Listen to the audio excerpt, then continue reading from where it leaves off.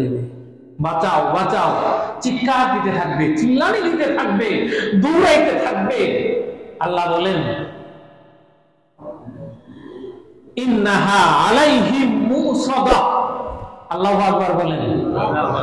যে সমস্ত দুনিয়াদার ওই আগুনের মধ্যে দৌড়াইতে থাকবে, তখন আল্লাহ বলবেন এদেরকে বেঁধে ফেলো। কি করো? বেঁধে ফেলো।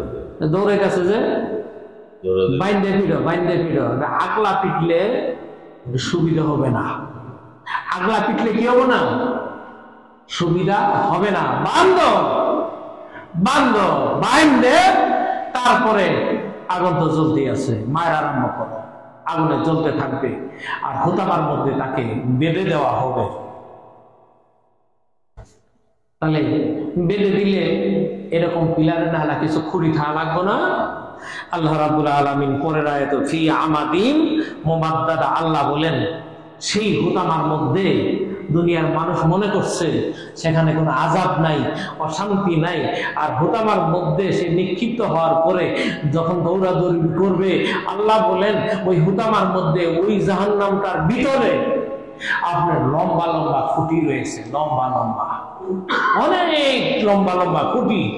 তাদেরকে ধরো, দুনিয়া নবীদেরকে ধরো, পরচর্চাকারীকে ধরো, আর খুঁটির মধ্যে বাঁধো, এরপরে তাকে পিটাইতে থাকো, আঘাত দিতে থাকো, জাহান্নামের আগুনে জ্বলতে থাকবে আর মারতে থাকবে, শাস্তির শেষ থাকবে না।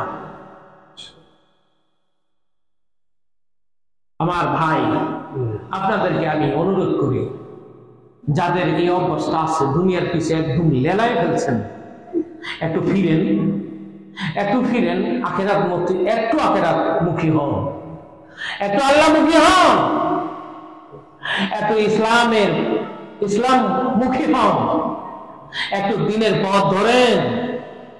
কারণ নামাজের মধ্যে আমরা আইছি বলতেছি, নামাজের মধ্যে দাঁড়াই আমরা যখন নিয়ত বান্দার করে আলহামদুলিল্লাহি রাব্বিল আলামিন, নামাজের মধ্যে কই সমস্ত প্রশংসা আল্লাহ তোমার, তুমি ছাড়া আমার আর কেউ নাই, তুমি ছাড়া আমার আর, সমস্ত প্রশংসা তোমার জন্যই। আর রহমানির রহিম, তুমি রহম করনেওয়ালা, তুমি করুণা করনেওয়ালা, তুমি আমার দয়াময়, তুমি ছাড়া আমার আর কে দয়াময় হতে পারে, তুমি আমার করুণাময় ছাড়া আর কে হতে পারে, তুমি তো আমার দয়াময়। মালিক ইয়াউমিদ্দিন, কিয়ামত দিবস, কেন কেন তুমি দয়াময়, কেন তুমি করুণাময়? তুমি তো কিয়ামত দিবসের মালিক, ওই দিন তো আর কেউ মালিক নাই, বিচার তো তুমি।